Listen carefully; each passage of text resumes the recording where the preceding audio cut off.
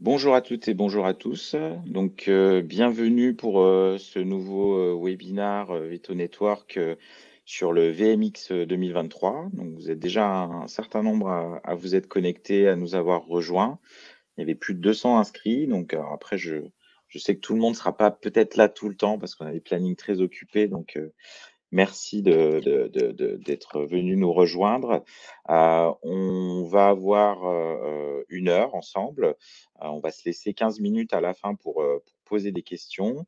Alors, est-ce qu'il y a des gens qui peuvent mettre des petits mots dans le chat pour être sûr que le chat marche? Là, je vois que ça marche. Bonjour Franck.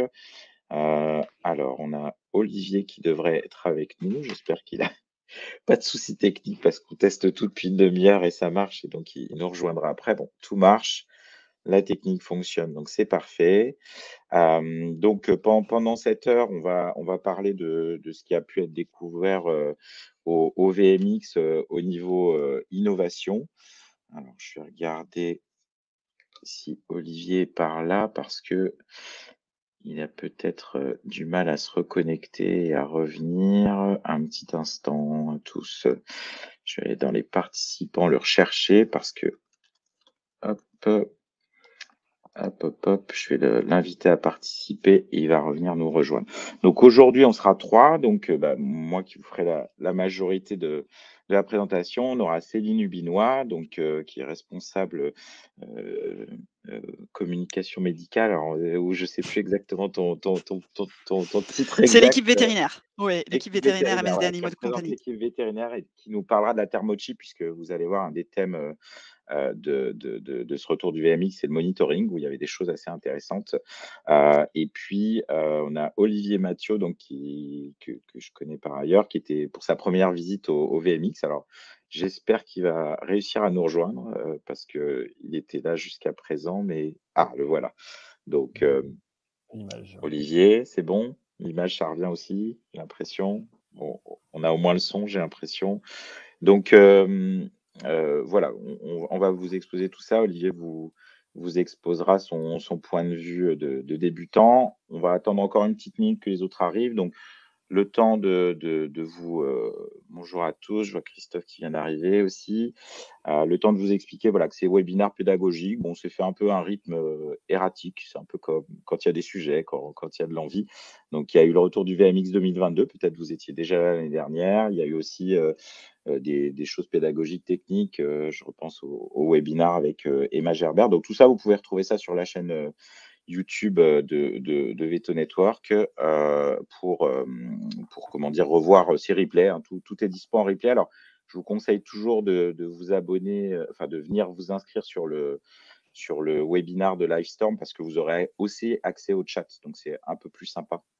Je vous mets en lien dans le chat. Je vous mettrai des liens tout au cours du webinar, des liens aussi sur ce que présentera Céline, ce dont parlera Olivier. Donc, vous pouvez cliquer sur des liens et accéder à diverses choses. Du podcast aussi, comme je vous l'ai dit, une newsletter pour être prévenu quand il y a des webinars et diverses choses de ce genre-là. Olivier, je vérifie que tu nous as bien rejoint vocalement. Je Au moins. t'entends. Ok, bon, Mais déjà, au moins, je on n'ai pas la t'entendra. caméra. Je ne sais pas pourquoi.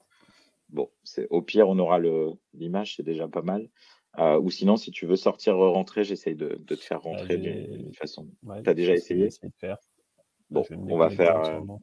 Ouais. Bon, tu essayes de revenir. Là, je vais quitter Chrome entièrement. D'accord, on fait comme ça. Pour tout le monde, je vais en profiter pendant qu'Olivier se reconnecte. Il y aura des petites questions de temps en temps. Donc, avec un petit sondage, et j'ai toujours envie de savoir un peu qui est avec nous, en fait. Alors, je vais mettre ajouter sondage. Et en gros, c'est l'idée de savoir si vous êtes vétérinaire, si vous êtes ASV, si vous êtes ce genre de choses. Alors, je vais essayer de lancer ce petit sondage s'il veut bien. Là aussi, ça pédale un peu dans la choucroute. Ça veut pas. Alors, on va ajouter sondage en brouillon et soumettre le vote. Publier le sondage. Donc, normalement, vous allez voir arriver une petite chose qui va vous demander ce que vous êtes. Si vous êtes vétérinaire en activité, ASV, C'est cool qu'il y ait des ASV, j'avais posté dans un groupe. Étudiants, j'ai vu qu'il y avait quelques inscrits, mais sur le temps du midi, c'est peut-être difficile pour vous. Alors autres, on sait qu'il y a pas mal d'observateurs, pour essayer de voir, tout ça. Donc on a, moitié de vétérinaires en activité, 45 de autres et puis, 5-7 d'ASV. Donc très bien pour, ce public, diversifié.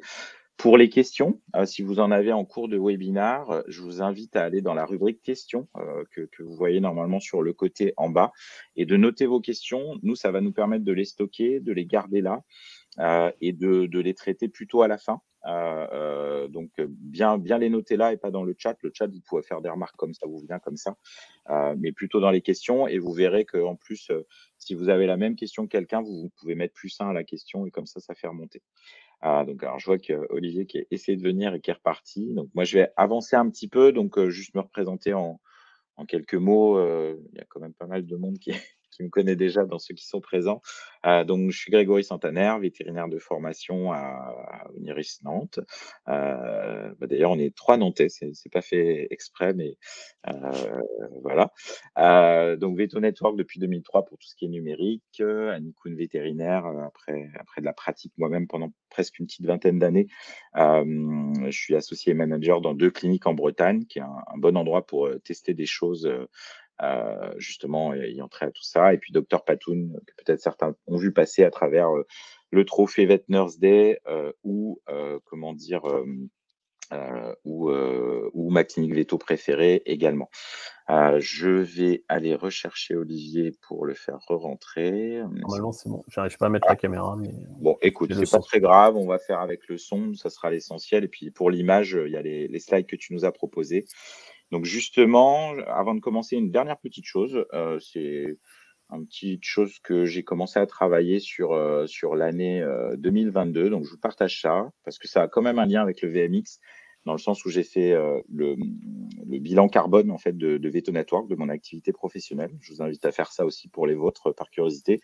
Et donc ce qu'on voit en fait, c'est que l'avion pour aller au VMX reste l'épine dans mon pied de ce côté-là, puisque ça représente 75% du carbone d'aller au CES et au VMX. Mon voyage annuel aux États-Unis est quelque chose qui est pas terrible, donc je cherche des solutions. J'ai envisagé la voile, mais ça fait beaucoup pour traverser. Et puis je vous invite, je vous ai mis des liens de petits outils d'estimation CO2 qui sont intéressants à faire. Il y en a des plus consistants que d'autres, mais en quelques minutes ou parfois en 1 heure et demie, vous pouvez faire une démarche assez intéressante que je vous invite à faire.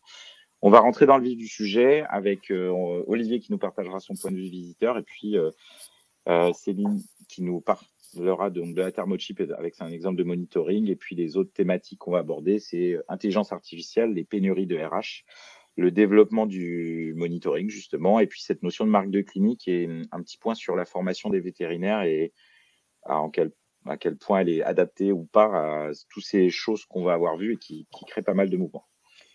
Pour le VMX, pour resituer un peu pour tous ceux qui ont peut-être entendu cet acronyme en sachant pas trop de quoi ça parlait, c'est un peu le plus gros congrès vétérinaire annuel, donc qui se déroule à Orlando, en Floride. Et là, le retour du VMX est clairement très subjectif, mais ça va vous permettre d'avoir quelques idées, quelques images de ce qu'on peut y voir. C'est grand, c'est toujours plus grand en fait, puisque là, on était à 16 000 participants, 700 exposants. Une expo commerciale, Olivier pourra témoigner, on a pas mal marché, hein, on est en général à 10-12 km par jour hein, de marche entre les différents endroits. Et puis aussi, c'est un lieu où on peut avoir beaucoup de formations, hein, si vous voulez venir aussi pour vous former. Il y a plein de streams, comme ils disent là-bas, c'est-à-dire des canaux de formation dans différents domaines, ce qui fait qu'au final, ça fait pratiquement 800 heures de formation sur les 5 jours entiers que dure le VMX. Je vais passer la parole à Olivier. Lui, c'était sa première fois. Moi, c'était ma troisième, là, ce 2023. Et puis, Olivier, raconte-nous un peu ton VMX. Je t'avais demandé de nous donner quelques points qui t'avaient frappé et puis quelques initiatives qui t'avaient marqué. Ouais. Merci Grégory pour l'invitation. Pour me présenter, donc Olivier Mathieu, moi je suis vétérinaire dans le Morbihan, associé dans le groupe de santé animale du Blavet, avec une activité de base plutôt volaille, mais un attrait aussi pour la canine. Comme Grégory, je fais partie de l'association Vet in Tech, pour laquelle je suis trésorier maintenant depuis 1 an et demi. Voilà, j'ai toujours été passionné des nouvelles technologies, en particulier dans ce qui peut impacter notre quotidien de praticien. J'ai eu la chance de participer à la première délégation Vet in Tech au CES de Las Vegas en 2019, donc, qui était animée par Grégory et Annick Valentin-Smith, où on était une vingtaine de personnes. On en est maintenant à la troisième. Et j'avais suivi l'année dernière les retours qu'avait fait Grégory du VMX en me disant que c'était finalement plus spécifique vétérinaire que le CES de Las Vegas, et quitte à prendre une semaine pour aller aux États-Unis, c'était intéressant d'aller voir quelque chose de spécifiquement véto. Donc pour illustrer les 4 jours que j'ai passé là-bas, j'ai choisi 3 initiatives qui sont déjà sur le marché, parce on voit beaucoup de choses, et Greg en présentera, qui sont soit à l'étape de R&D, soit commercialisées qu'aux États-Unis, qu'en Asie. Ça, c'est 3 choses qui potentiellement sont déjà disponibles. Le premier, celui qui m'a le plus marqué là, pendant ces 4 jours, c'est le VetScan Imagist de Zoetis. Donc c'est un appareil qui est déjà disponible en France, qui n'a pas forcément toutes les technologies dispo aux USA. Donc pour rappel, ça permet de faire une lecture automatique en fait de l'âme avec une analyse, soit par intelligence artificielle, soit à distance. Donc ça a été lancé au tout début par rapport aux analyses de fesses pour de la coprologie, qui pour la canine, Grégory en reparlera un petit peu, ça peut remettre en cause un peu notre façon de travailler, mais l'intérêt était un peu limité. Ils ont lancé par la suite l'analyse de l'âme de cytologie, alors qui se fait là par télé-expertise en fait à distance, avec un réseau d'experts sur tous les continents, ce qui permet d'avoir en fait 24 heures sur 24 un expert qui puisse analyser la lame. Et les parties intéressantes, c'est que là, ils ont lancé, donc en 2022, en 2023, l'analyse par intelligence artificielle, soit des frottis sanguins et maintenant des lames en dermatologie. Donc en fait, ça fait quand même, au niveau de Vet in Tech, plusieurs années qu'on parle de l'arrivée, de l'intérêt de l'intelligence artificielle en fait dans notre pratique. Et là, on a un exemple concret en fait d'utilisation de l'intelligence artificielle, et qui peut remettre du coup aussi en question notre façon de travailler, c'est-à-dire que finalement, le veto, comme on a aussi l'analyse des radios, est-ce que le veto aura besoin d'être techniquement irréprochable sur une analyse de sang, ou alors est-ce qu'il faudra qu'il ait plutôt un contact clientèle plus intéressant? Ça remet quand même en perspective notre activité. La deuxième initiative, c'est alors une société, alors on ne peut pas appeler ça un cabinet vétérinaire, une société vétérinaire donc qui s'appelle Lap of Love, qui emploie aujourd'hui 350 vétos sur tout le pays, et qui fait du soin palliatif, de l'accompagnement de la fin de vie, l'euthanasie à domicile. Donc c'est une marque qui est très marketée, il y a un stand magnifique. Là, vous voyez, c'est une affiche qui était présente dans le VMX, qui devait faire peut-être 4-5 mètres de long sur 4 mètres de haut. Donc Grégory mettra les liens des différentes initiatives pour ceux je les mets tout de voudraient en suite savoir dans plus. le chat. Donc voilà, la Poflove, discours intéressant. Là, il faisait pas mal de formations sur justement l'euthanasie et l'accompagnement de la fin de vie, et avec un vrai service qui va jusqu'à donc de la préconsultation, l'accompagnement à domicile vraiment de l'animal et du propriétaire, l'euthanasie, l'accompagnement pour la crémation, et qui va même jusqu'à proposer derrière une assistance animale perdue, c'est-à-dire des groupes de discussion ou des visios en fait avec un vétérinaire pour accompagner le deuil en fait des propriétaires. Donc voilà, ça peut donner des idées sur des choses qui pourraient s'adapter en fait sur notre marché. Et la dernière initiative, alors c'est pas forcément hyper technologique, mais c'est intéressant, c'est une armoire à pharmacie sécurisée. Alors aux États-Unis, ils sont encore beaucoup plus à cheval que nous sur tout ce qui est stupéfiant, euthanasique, etc. Et là, un système intéressant qui marche avec des puces RFID, c'est-à-dire qu'on rajoute en fait une étiquette sur le flacon avec une petite puce RFID. L'armoire à pharmacie en fait ne s'ouvre qu'avec un badge personnel.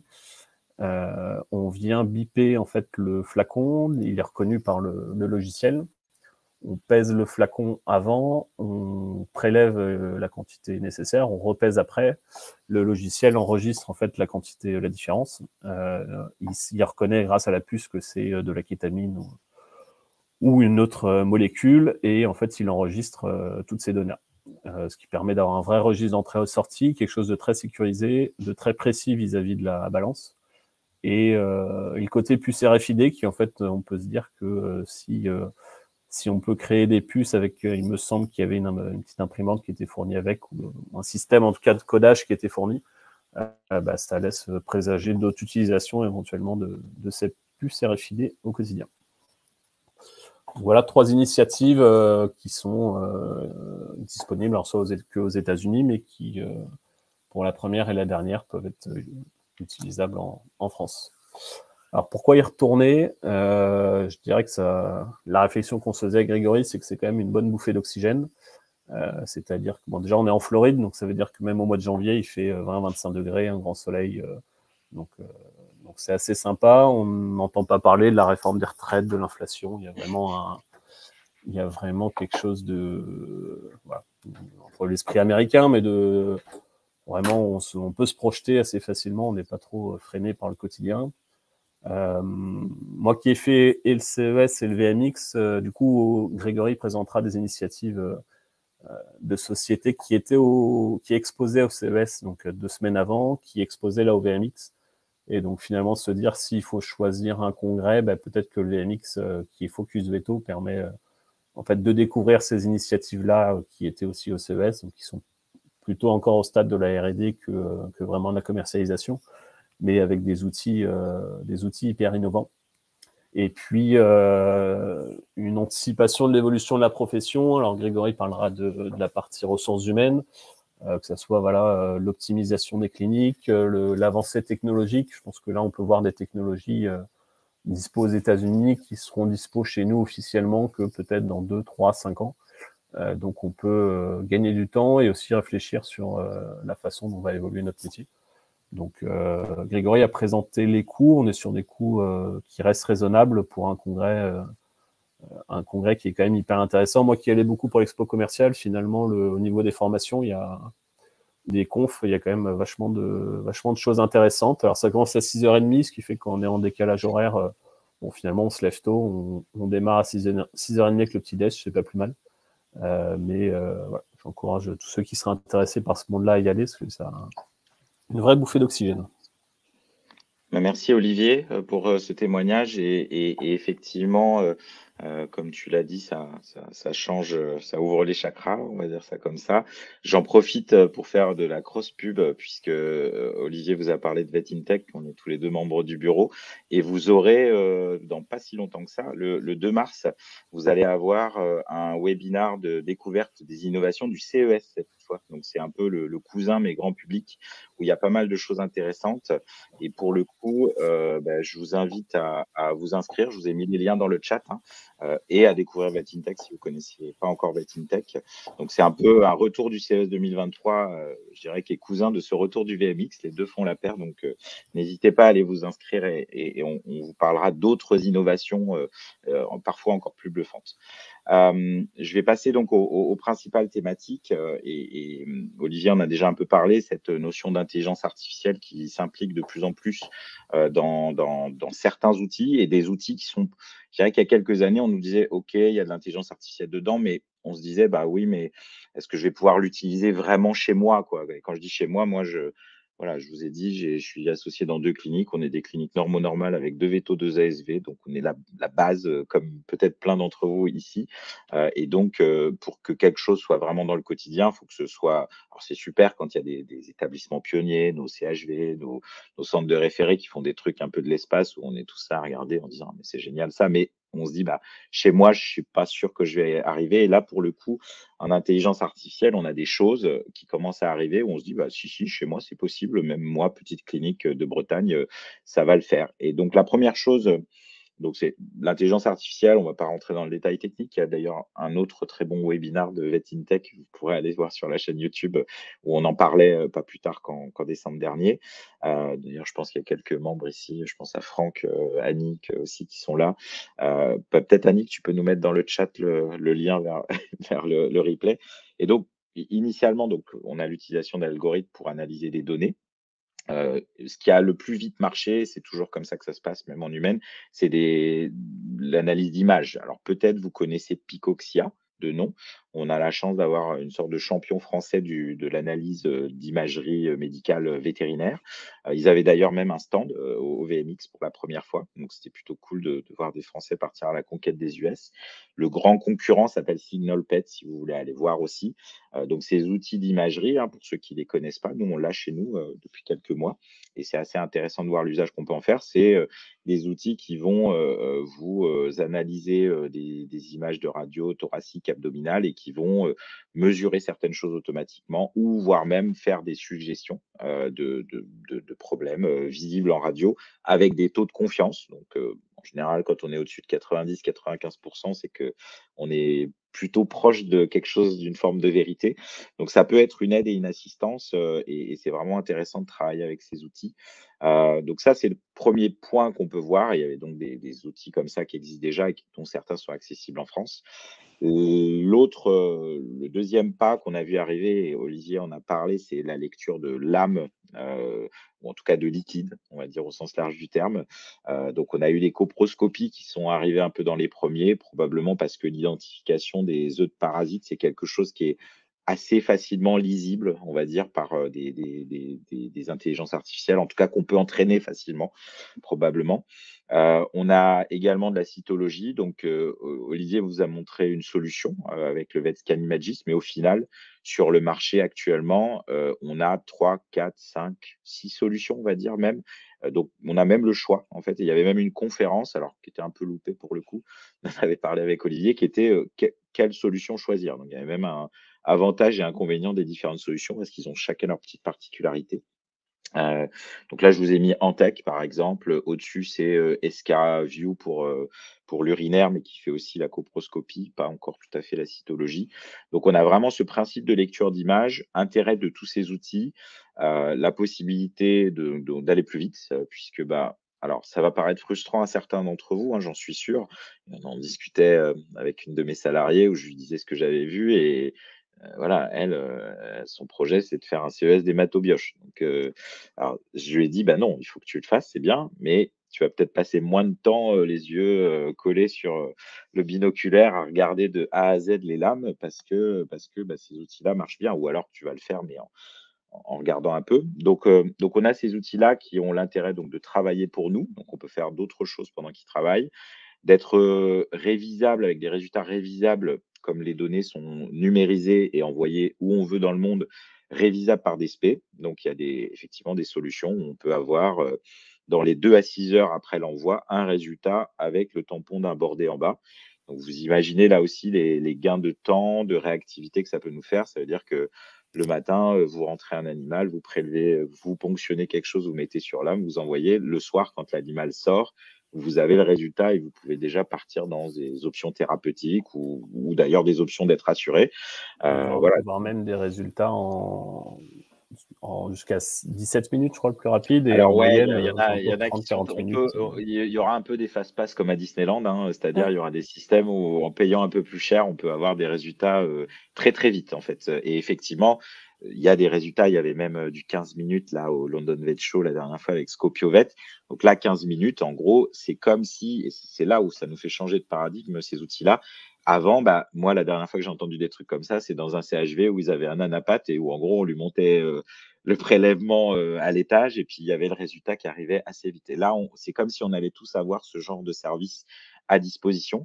L'autre chose qui est intéressante, parce que ça sera peut-être une des questions que vous allez poser, et d'ailleurs, n'hésitez pas, je rappelle que vous avez la rubrique questions où vous pouvez mettre vos questions, c'est que, et on pourra en reparler, je ne vais pas le détailler là, c'est que c'est accessible financièrement. En fait, on pourrait se dire, mais c'est quoi le matos? Ça va me coûter des milliers et des cents. Je vous promets que chez nous, en tout cas, on peut le mettre dans une petite clinique comme chez nous et que ce soit correct et cohérent financièrement. mon boulot chez Anikun, c'est d'être majoritairement et quasi uniquement sur le management et les finances. Donc, je vous garantis que j'ai fait les calculs et qu'il y a possibilité que ce soit intéressant. Hem, voilà pour l'image et l'autre dernier truc peut-être et ça, c'est plus quelque chose qu'on a vu cette année, au CES et puisqu'ils étaient au CES, oui, ça pète, c'est les Coréens et revus au VMX, donc ils sont restés aux États-Unis. Alors c'était marrant parce que, ah oui, les Français, parce que les Français au CES, il y en a pas 15 000, donc ils nous ont vus et du coup, ils étaient contents de nous revoir.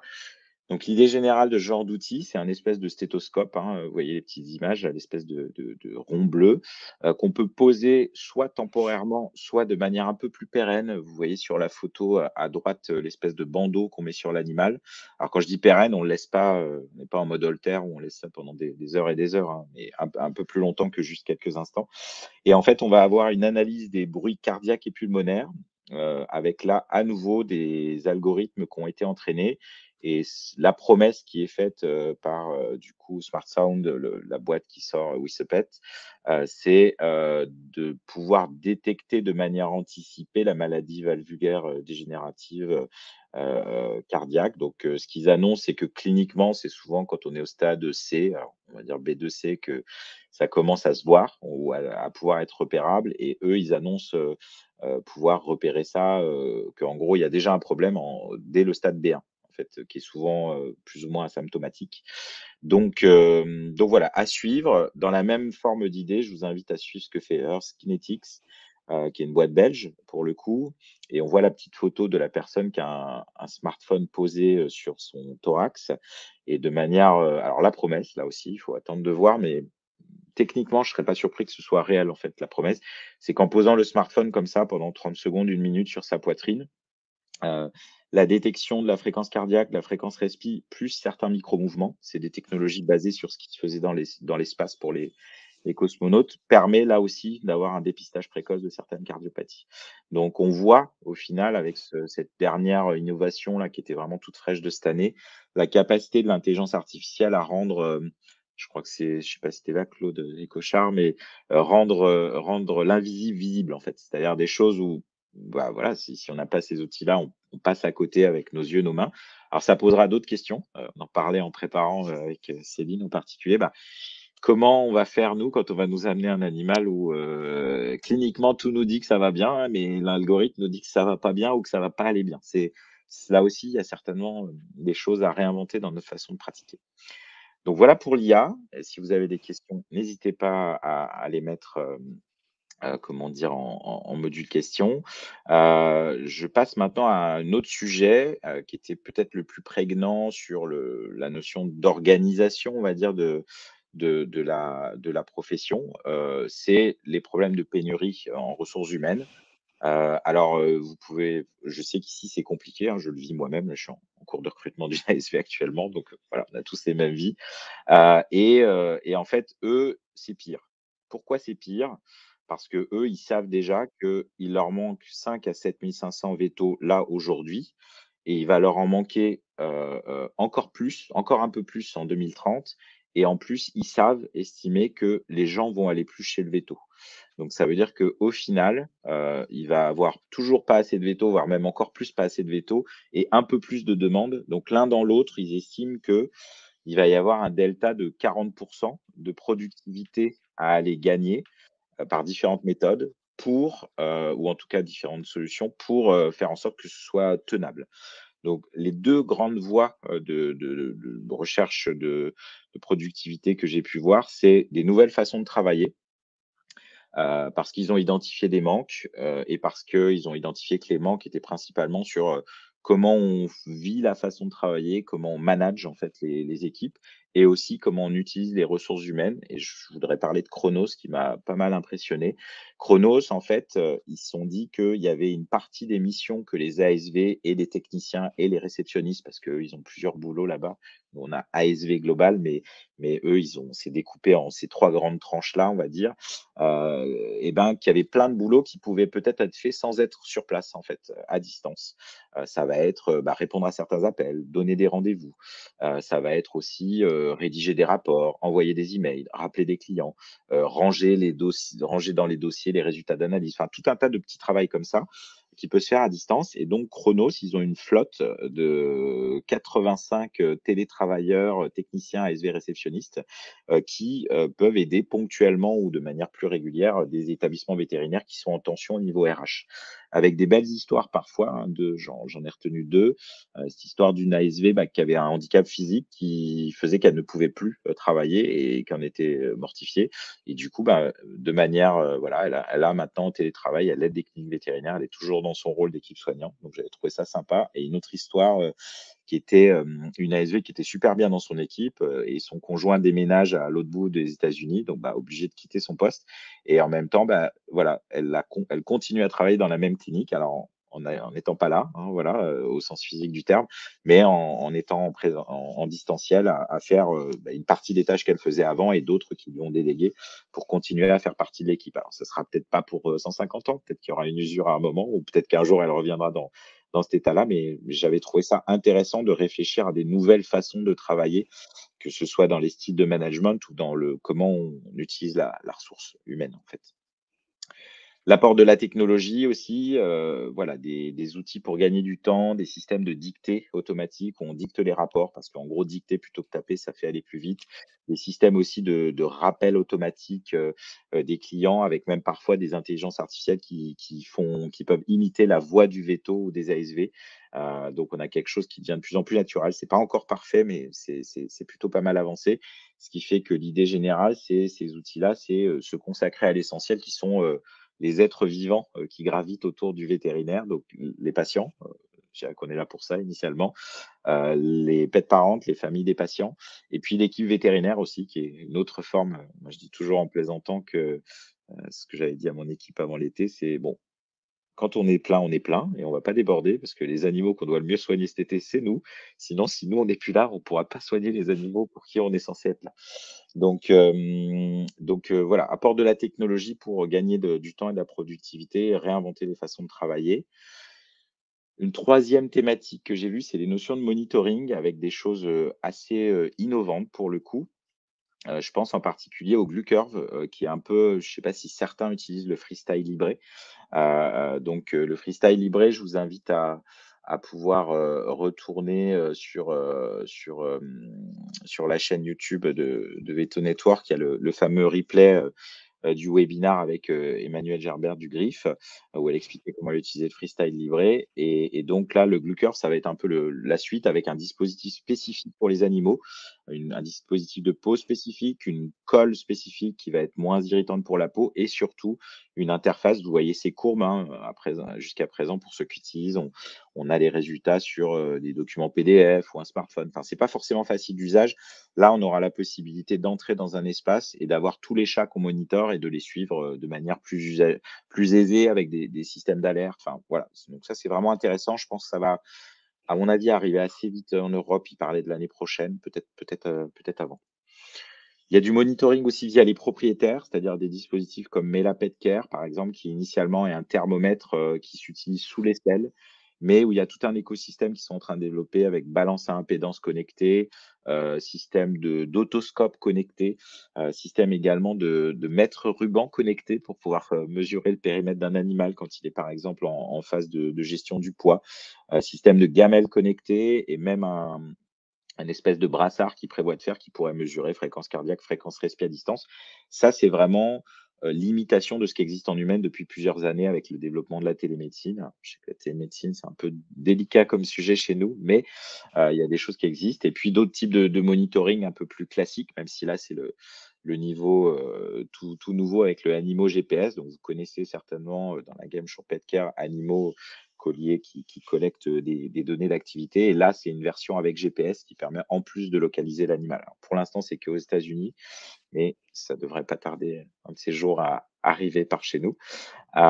Monitoring en clinique aussi avec deux dispositifs qui étaient vraiment très sympas, dont un qu'on avait vu au CES avec la délégation, le Vemo Plus ou le Vemo qui est sur le côté, le petit truc bleu là, qui est tout petit et qu'on peut coller sur l'animal et qui va mesurer fréquence respi, fréquence cardiaque. 400 $ seulement, réutilisable.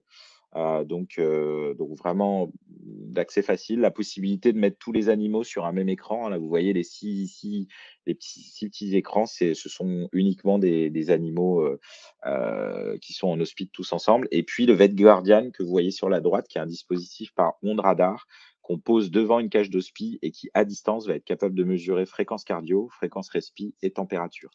Donc là aussi, on se dit, waouh! En gros, donc là, on est en train de me dire qu'on va monitorer des animaux sans même les toucher.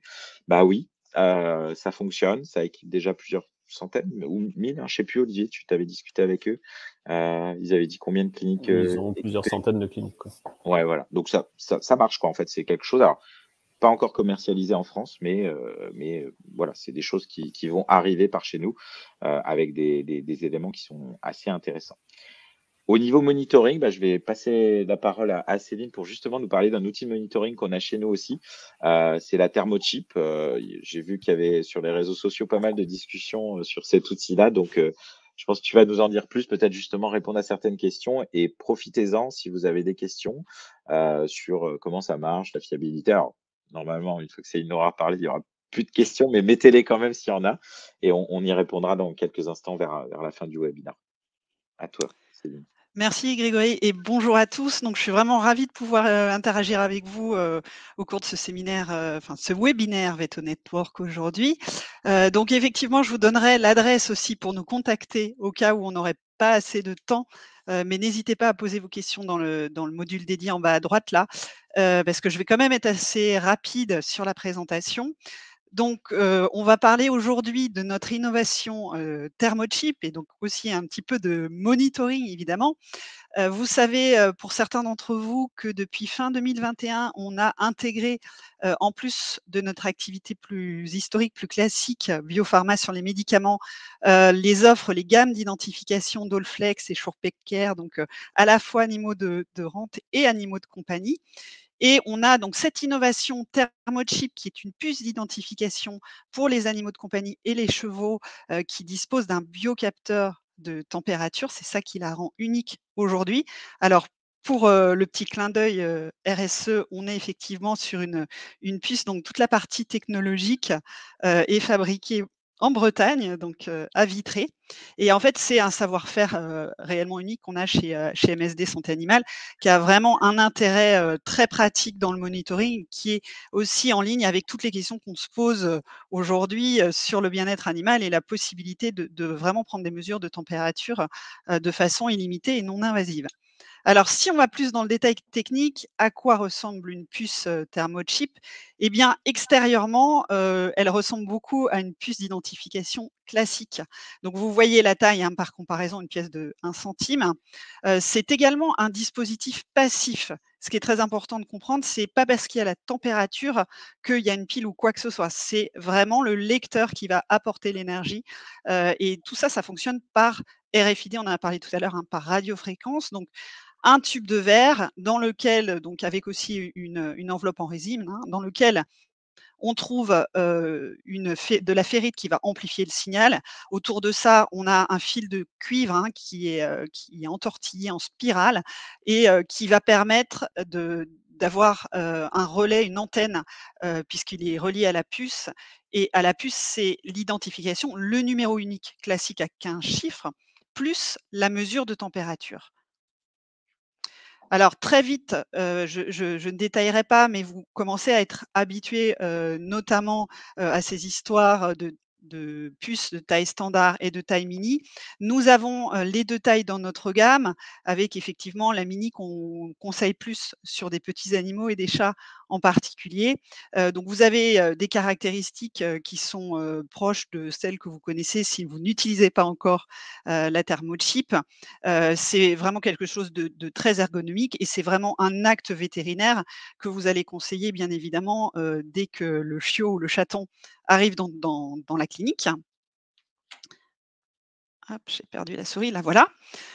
Donc Technologie RFID, on l'a dit, le lecteur apporte de l'énergie, il n'y a pas d'émission en d'aucune onde, donc il n'y a pas non plus, de problème de batterie et c'est vraiment valable ensuite pour toute la vie de l'animal. Il a son numéro unique qui habituellement finalement ne sert pas si souvent que ça, il le porte en permanence, mais par contre la température, on va pouvoir la mesurer autant de fois qu'on veut. Donc cet acte, de base va nous donner, énormément d'intérêt et potentiellement de gains de productivité, hein, puisqu'on en parlait tout à l'heure de la productivité, pour lire la température tout au long de sa vie. On propose 2 lecteurs chez MSD Santé Animale. Je m'attarderai pas sur les lecteurs, mais certains d'entre vous connaissent le SureSense qui est petit, qui tient dans la poche à droite, qu'on recommande pour les salles de consultation. Si on a une version, plus technologique qui, permet de stocker, jusqu'à 3000 valeurs de température et qui a d'autres fonctionnalités, puis qui est également utilisée, plus, pour les chevaux. Alors, toute cette possibilité, cette innovation, en fait, nous fait aussi un peu changer de paradigme. Les avantages majeurs, on en a parlé, c'est la mesure illimitée et non invasive de la température, mais on va être aussi amené à se poser des questions maintenant sur la température, puisque, on se rend compte quand on peut faire de multiples valeurs sur un même animal ou sur différents animaux, par exemple, de la même espèce, qu'on a, des grandes variabilités de température. Alors il y a plein de choses au niveau physiologique qui vont changer, potentiellement les valeurs de température, aussi bien la taille, la race, le sexe, l'âge de l'animal, mais aussi en fonction de son activité sportive, quelle heure de la journée, postprandial, état corporel et bien sûr le niveau de stress. Ça, vous le connaissez bien sur les mesures de température, en particulier chez le chat en début de consultation, ben, quand il est, à 40, on doit toujours confronter la mesure de température obtenue au contexte, environnemental et clinique dans lequel on prend cette mesure de température. Et donc l'intérêt aussi de la thermochip, c'est de pouvoir faire des dépistages plus complets grâce à des courbes qu'on pourra faire donc sans contact, et de façon totalement illimitée.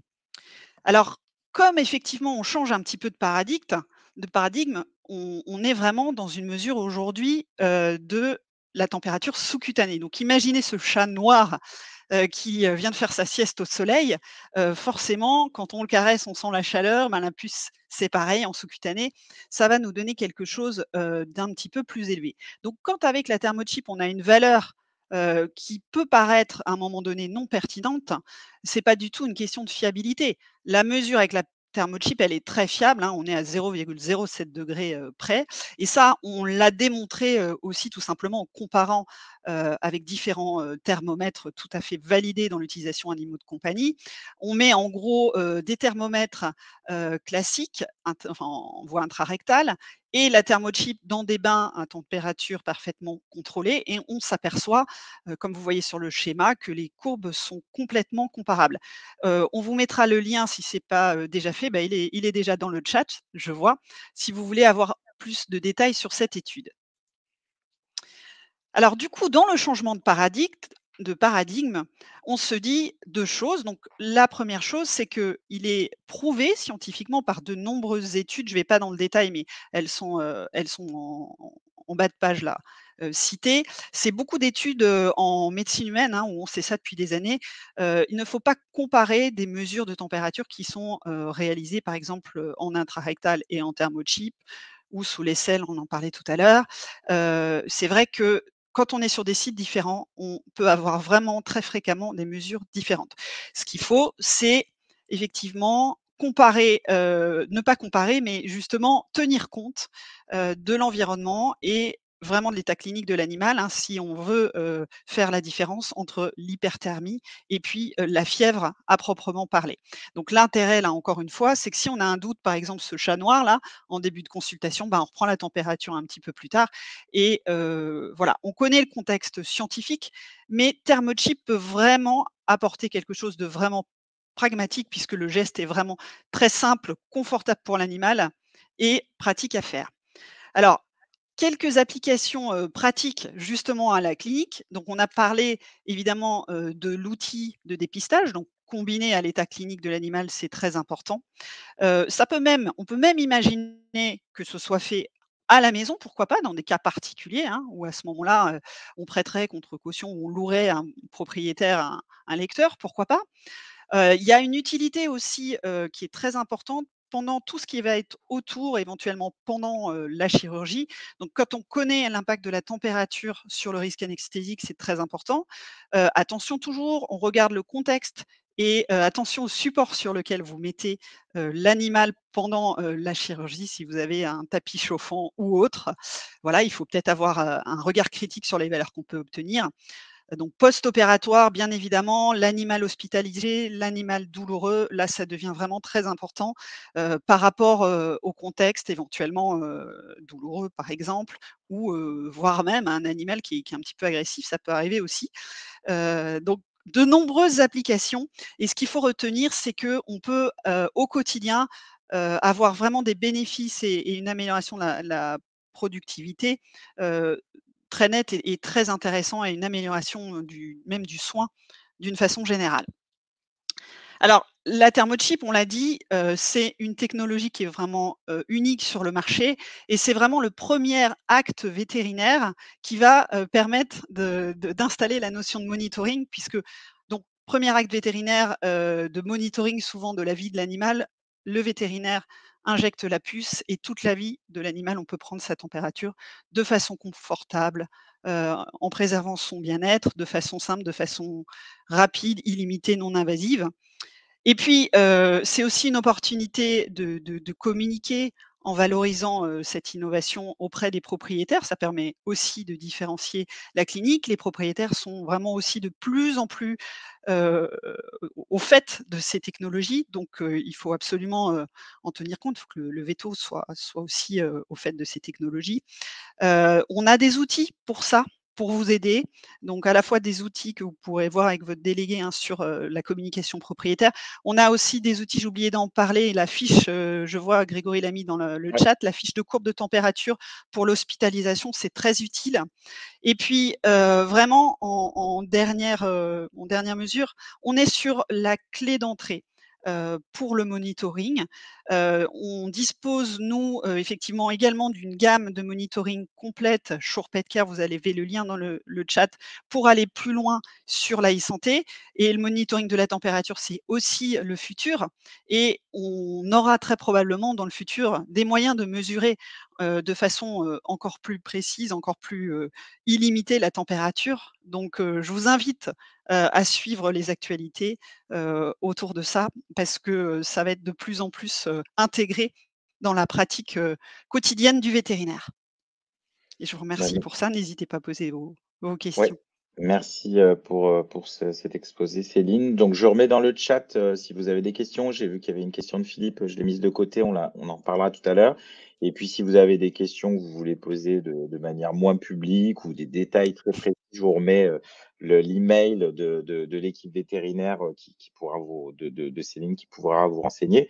Donc, comme vous le voyez, voilà, au niveau monitoring, je vous ai montré des choses vues là-bas. On a des choses ici qui sont déjà ici et puis d'autres choses qui vont probablement arriver. Donc, se préparer à l'idée que on va avoir beaucoup plus de données qu'avant, sur les animaux et que peut-être, effectivement, tu parlais de paradigme, ça pourrait, Mmh. remettre en cause certaines choses qui nous paraissent évidentes ou en tout cas, nous permettre de les discuter et ça sera, intéressant, je pense.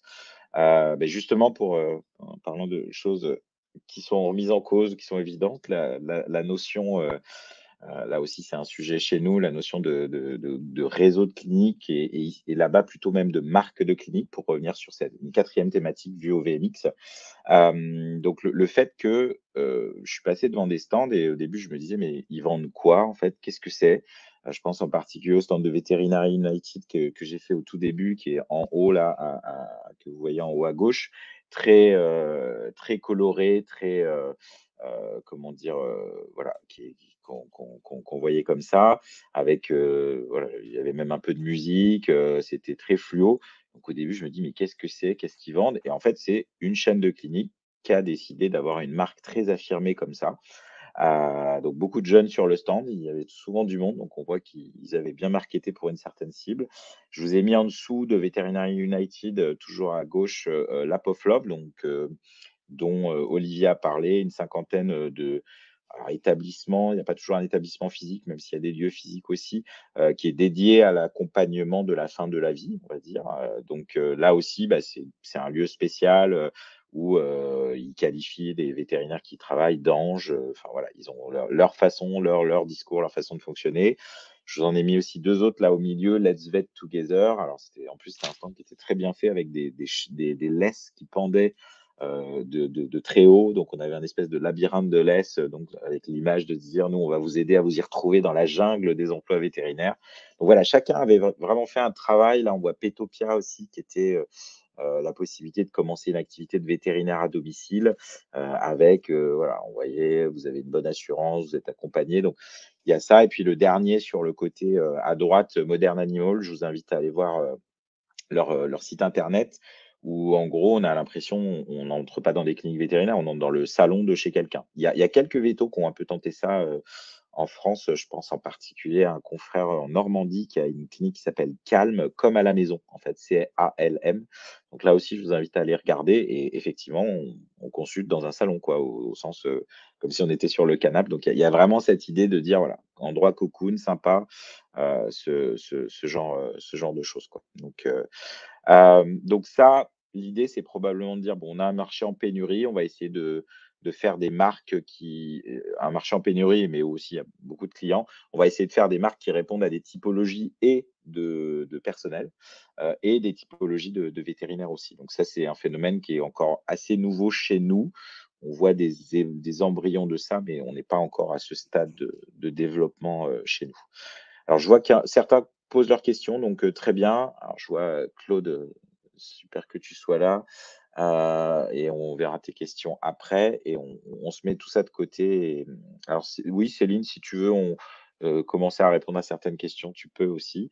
Alors, avant de conclure et puis qu'on passe justement à ces questions, je voulais te faire un petit point qui est plus un point de vue, en fait, un avis subjectif, sur la notion de formation. Quand on voit ces éléments-là, donc l'intelligence artificielle, des nouvelles façons de manager, de travailler, des nouvelles façons même de travailler un peu techniquement, donc qui vont impliquer certainement des changements dans certaines façons de travailler, je trouve que ça interroge sur, la formation des vétérinaires de demain.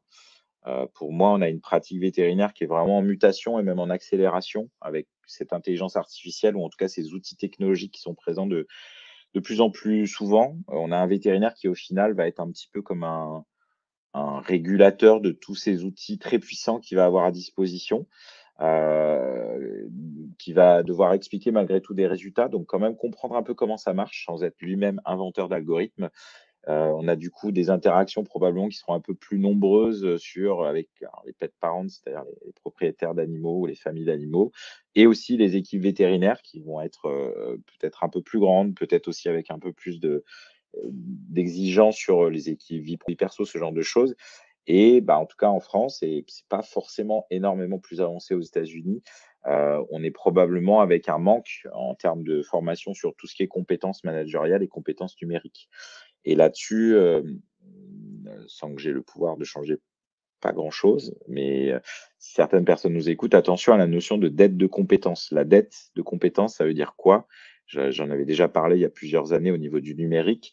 Ça veut dire que quand on a, des outils et quand on a des compétences à utiliser qui sont faibles ou mauvaises ou nulles, on met ce qu'on veut dessus, eh bien, la technologie ou les évolutions sociétales, elles continuent à avancer. Et si nous, on n'avance pas plus vite que ce que ça avance, bah, en fait, le fossé se creuse et la dette qu'on avait dans une certaine forme de compétence, bah, elle était de ça au début et puis elle grandit alors qu'en fait, il faut arriver à accélérer pour, récupérer le retard qu'on a pour se remettre dans le créneau. Et pour l'instant, bah, je vois pas trop ça par chez nous.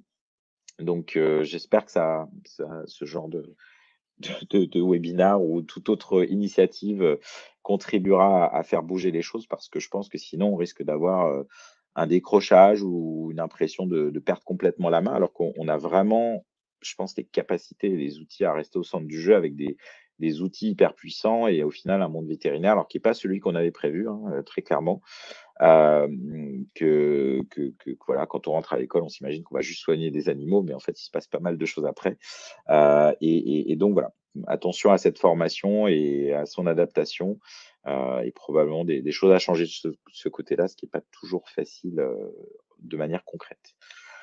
J'avais d'ailleurs fait une enquête jeunes vétérinaires et numérique en interrogeant des présents encore en école en dernière année, sortis depuis 1 an, sortis depuis 2 ans, et eux, sur le numérique en tout cas, voilà, ils trouvaient qu'il y avait pas grand-chose dans leur cursus. Et le fait, ce qu'on disait, on se sent très bête quand un propriétaire est plus au courant que nous sur le sujet. C'est un peu des choses dont pourrait parler Céline avec les gammes de monitoring. Bah, si quelqu'un achète une gamelle connectée Surefeed ou une fontaine connectée Félaqua, la première fois qu'il se pointe et qu'il vous dit: «Bon, bah, mon chat, il boit comme ci, comme ça», bah, il faut être prêt dans sa tête d'abord à savoir que ça existe et puis ensuite à savoir quoi on va en faire. Donc c'est mieux de se renseigner, de son côté. Et voilà, la problématique de ce qu'il y a au niveau formation, j'avais interrogé ce panel sur la télémédecine et l'intelligence artificielle. Et voilà, il y en avait 8 à 9 sur 10 qui sortaient en n'ayant pas d'usage ou pas de formation. Donc là aussi, sortir maintenant, alors qu'on va travailler 40, 41, 42, on ne sait pas trop en ce moment, enfin un certain nombre d'années, et en n'ayant même pas de formation, même juste à savoir que ça existe, je pense qu'il y a des choses à changer de ce côté-là parce que, bah, on va avoir besoin d'utiliser ces outils-là. En conclusion, avant de passer aux questions, pour se garder, on a débordé un peu, mais on avait beaucoup de sujets et on veut garder un peu de temps pour vos questions. Je pense que on a fait exprès de tenir quand même pour que vous puissiez retourner après en consulte ou au boulot à 14 heures pour certains. Je voulais dire que c'est un congrès qui est sympa, voilà, et qui est sympa aussi parce que, bah, c'est pas comme chez nous et là-bas, bah, Olivier pourra vous en reparler aussi, c'est pas surprenant de voir quelqu'un se balader avec son chien, en plein expo commercial, de manière et en plus des chiens plutôt, caniches, là, ouais, il était magnifique. Je l'ai eu à côté de moi en conf pendant un temps. En plus, c'est très sage. Heu, pas entendu peut-être 1 ou 2 aboiements, peut-être à un moment quand il y a eu certains qui se sont croisés, qui s'aimaient bien. Donc pour le coup, on a un précurseur de ça, chez nous et tu là Claude, avec Naya, Claude Écochard de Royal Canin qui se balade souvent avec sa canine, Chief Canine Officer, c'est ça? Comment tu l'appelles?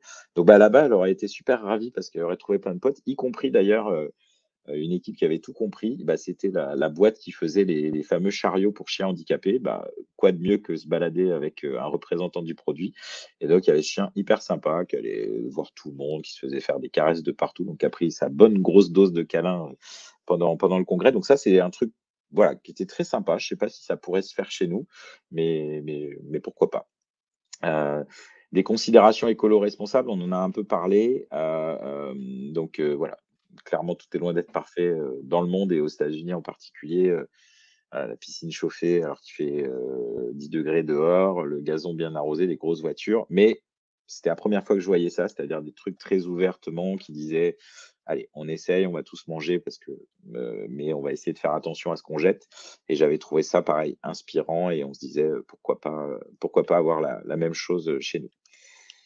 Ma dernière recommandation en conclusion, bah, c'est allez-y. Là, voilà, Olivier était là, je croise quelques Français tous les ans et pourquoi pas y aller à plus nombreux que ça parce que c'est un congrès qui, au final, quand on fait le calcul des coûts, est pas si délirant que ça pour le temps qu'on y passe, pour le côté dépaysement, hein, ce qu'a dit Olivier, c'est clair, moi je suis rentré le jour de la grève en fait, et de 15 jours là-bas où entre le CES et VMX, effectivement, on entend plus parler d'innovation, de comment faire bouger les choses, de comment s'adapter que de catastrophisme comme ça peut parfois exister chez nous. Donc ça peut faire du bien de voir ça, alors en étant bien conscient, voilà, c'est un peu Disneyland. On vit pas à Disneyland tous les jours, mais il y a peut-être des trucs sympas à ramener de Disneyland pour les adapter chez nous. J'espère que ça vous a apporté déjà pas mal d'infos. On va passer aux questions. Bah oui, c'est vrai, Claude, toi, tu as déjà amené Naya, à Marseille, mais tu es un peu seul pour l'instant, donc peut-être qu'il y a un truc, il y a le Pets at Works qui marche, Pets at Work qui marche de plus en plus dans les entreprises, donc il faudrait peut-être prévoir Pets at Congress ou quelque chose comme ça. Hem, je vais aller dans la rubrique questions et voir un peu tout ce qui a été évoqué. Alors je vais quand même lire les questions, ou même certaines, tu as déjà répondu Céline, pour gagner un peu de temps. Il y avait une autre Céline, donc la cour qui nous disait est-ce qu'il y a un inconvénient à utiliser une thermochip mini sur un chien? Et donc tu avais indiqué qu'il y avait pas de Oui, d'ailleurs, je problème. vois que je me suis attends, je vais reprendre la parce que ouais, je vais reprendre la question, je vois que je me suis un peu trompée dans la réponse. D'accord. En fait, thermochip mini chez un chien ou l'inverse, hein, thermochip standard chez un chat, il y a aucun inconvénient ni dans un cas comme dans l'autre. On aura une toute petite différence parce qu'il y a moins de miniaturisation avec la standard au niveau de la performance de lecture. J'entends essentiellement de la distance de lecture. Alors c'est vrai que si c'est un gros labrador avec une couche au niveau du cou, j'aurais tendance quand même à conseiller la thermochip standard, mais en pratique, si on met une mini, ça va très bien se passer et très probablement vous n'allez pas voir de différence à l'utilisation au quotidien. Donc après, c'est aussi à vous de voir en fonction de ce que vous voulez faire au niveau des stocks. J'imagine que c'est une raison de simplification aussi. Mais on peut tout faire. Effectivement, il y a aussi des gens qui préfèrent utiliser la standard parce qu'ils trouvent que c'est moins facile de faire des erreurs au moment de la pause. Enfin, il y a de tout, donc il n'y a aucune contre-indication, bien sûr. D'accord, ok, merci. Il y avait une question de Kevin, qui est un collègue suisse qui assiste à pas mal de conférences sur Oui, Kevin, je suis l'innovation. désolée, j'ai pas la réponse. J'aurais voulu répondre, mais j'ai fait une fausse manip, Grégory, dans le chat, je D'accord. pense. Donc, Si la Kevin, peut-être, ce serait ouais, possible la question était sur d'envoyer via l'info, via ouais. le mail qui est dans le chat, comme ça, je demanderai à mes collègues et puis je vous transférerai la réponse. C'était la question de la disponibilité de la thermochip en Suisse qui est pas disponible pour l'instant, mais qui, voilà, le temps que ça arrive un peu partout, nous on a la chance de l'avoir, c'est déjà pas mal. Je reprends une question de Philippe Michon. Salut Philippe, ça fait longtemps qu'on s'est pas croisé en vrai, qui demande s'il existe une étude scientifique publiée dans une revue à comité de lecture sur la corrélation de la température thermochip et de la température rectale. Oui, je me suis pas lancée dans une réponse écrite, Philippe. Alors en fait, pas vraiment puisque, on a énormément d'études en humaine qui montrent justement qu'il faut pas essayer de trouver une corrélation entre 2 températures prises, sur 2 sites différents et ce, quel que soit, le site considéré, que ce soit, sous-cutané, rectal et cetera. De toute façon, c'est vrai que nous, ce qu'on veut, c'est avoir une idée finalement, quand on prend la température, de la température centrale de l'animal, mais ni la température rectale, ni la température à l'aisselle, ni la température auriculaire ne sont forcément directement corrélées. Donc c'est là qu'il faut vraiment changer de paradigme et j'aurais tendance à dire se faire un petit peu la main sur l'interprétation. Donc là, l'idée, c'est vraiment quand on trouve une valeur qui ne nous semble pas celle qu'on aurait eue par un thermomètre rectal, et ben, j'aurais tendance à dire on la refait, mais surtout de bien corréler à l'environnement. Il faut penser à des choses auxquelles on n'aurait peut-être pas pensé avec un thermomètre rectal, comme la température, extérieure, la température du support éventuellement, et même raisonnement, hein. Si on a une température qui est extrêmement élevée et qui a aucune raison clinique, par exemple que l'animal soit fébrile ou, à l'inverse une température un peu basse parce qu'il fait très froid dehors et que les gens ont attendu, dehors par exemple avec un chien, il ne faut pas hésiter à se dire: «Bon, on laisse au calme et puis on reprendra la température dans un quart d'heure». Ouais, je peux ajouter une petite chose là-dessus pour Philippe et puis pour tous ceux qui posent ce genre de questions. Je pense que c'est parce que effectivement on est dans notre paradigme de prise de température lors de l'examen annuel ou lors de la visite, etc. Et clairement, ce que je vois moi et ce que j'avais discuté pas mal avec les équipes à l'époque de Allflex et Petcare en 2016-2017 quand ça commençait à arriver. Là, voilà, on est 6 ans plus tard. Il y avait aussi l'idée qui, pour l'instant, qu'on n'a pas dans le scope parce qu'on n'a pas les équipements, etc. Là, nous, on est dans notre mesure unitaire, mais imaginez des équipements. Ouais, je vous ai parlé de cage d'hospitalisation. Imaginez une cage d'hospitalisation qui aurait la possibilité de mesurer tout le temps, en fait, toutes les secondes. Donc là, on mettrait le chat ou le chien dans cette cage-là. Et d'une façon ou d'une autre, techniquement, cette thermochip communiquerait en permanence avec le dispositif et là, c'est là où probablement on aura la pleine utilité, on va dire de là l'utilité, c'est qu'effectivement, on va pas aller embêter le chat, à lui mettre un thermomètre, en consulte s'il est pas très sympa ou le chien d'ailleurs, et cetera. Ça a probablement une utilité qui est probablement faible par rapport à l'utilité que ça va avoir plus tard et c'est aussi pour ça Mmh. que je pense qu'il y a nécessité de consentement éclairé important par rapport aux propriétaires parce qu'on en parlait en préparant. C'était des discussions que j'avais eues aussi avec d'autres consoeurs, confrères. Le fait que quand on puce un animal, si c'est un chat par exemple, c'est pour 15 ans, on va dire pour simplifier, ou 12 à 15 ans. Et dans 12 à 15 ans, il est sûr qu'il y aura des dispositifs qui collecteront en continu la température. Et donc, à ce moment-là, si on n'a pas posé une thermochip, bah, ça sera un peu compliqué. Alors, ça rejoint peut-être, je ne sais pas si tu veux ajouter quelque chose par rapport à ça, Céline. Bah, c'est déjà possible, hein. Techniquement, ça se fait déjà. C'est pas on n'a Voilà, pas encore, la généralisation de tout ça, mais techniquement, technologiquement, ça existe déjà. mm. Pour ça que je disais tout à Donc, l'heure que ce serait le futur. Voilà, c'est ça. le Mais futur proche, en fait. un futur qu'on verra tous, hein, sauf si certains Oui, comptent prendre le leur futur retraite proche. dans l'année qui vient. Normalement, ça arrivera. Et par rapport à ça, il y avait une question de Claude Écochard, justement, qui parlait d'implantation entre les omoplates ou dans le canal jugulaire, qui sont effectivement des habitudes différentes selon les pays. Là, pour le coup, les deux fonctionnent. Il n'y a pas d'impact Tout à fait. de mesure de température. Je pense que Claude parlait peut-être justement de la captation de température, où on a peut-être une sensation, alors que peut-être arbitraire, j'aurais l'impression qu'en jugulaire, ça serait plus chaud qu'entre les omoplates, parce que... Alors moi, j'ai pas en dehors du ressenti, j'ai pas de données, D'accord. là-dessus. Ça fonctionne bien. C'est vrai que c'est des habitudes plus de pays. Donc, en France, c'est plutôt le coup, à gauche, hein. Et effectivement, dans les pays anglo-saxons, plutôt, au niveau presque du garrot finalement. Les 2 fonctionnent puisqu'on n'a pas de problématique, qui existe dans un pays et pas dans l'autre, hein. D'accord. Je vois justement sur la facilité de prendre la température, Claude qui nous a mis une étude où justement, quand on fait un comparatif, ceux qui font, enfin, les opérateurs ont été griffés au moins une fois lors de la mesure rectale répétée chez le chat. Donc, ouais, effectivement, c'est un des avantages. Alors, je vais continuer. On a une question de Simon Mouchel qui nous dit, alors là, c'est plus pour Olivier, pour toi, lors de ta visite au VMX, as-tu ressenti le même dynamisme dans l'innovation au service des filières de production animale que chez les animaux de compagnie? Olivier? Ouais, ben, on reconnaît l'aspect veto-volaille de Simon. Alors, sur le VMX, pour être franc, on est quand même plus sur des animaux de compagnie. Il y avait un petit peu de certaines conférences sur la volaille, mais plutôt de la volaille traitée en animal de compagnie, ou les petits ruminants, pas mal aussi.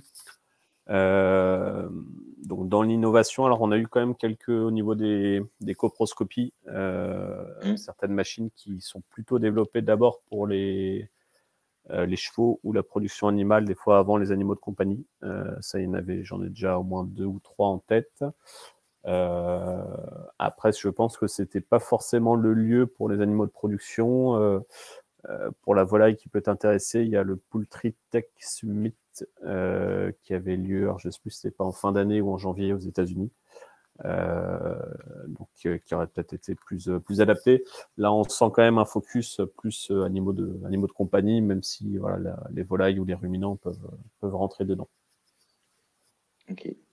Effectivement, oui, c'est un événement qui est orienté clairement animaux de compagnie. Pour autant, il y a des streams de conférences. Il y a au moins une. Enfin, il y a tous les jours, il y a la possibilité d'assister que à des conférences pour les animaux d'élevage. Alors, on est animaux d'élevage, mais aussi animaux de compagnie, devenus de compagnie, genre moutons de compagnie, poules de compagnie, des choses comme ça. Donc, je vois qu'il n'y a plus de questions. Je pense qu'on a épuisé les questions. Je vous remets un lien pour le webinaire Découverte des innovations, cette fois-ci du CES 2023 avec VetInTech.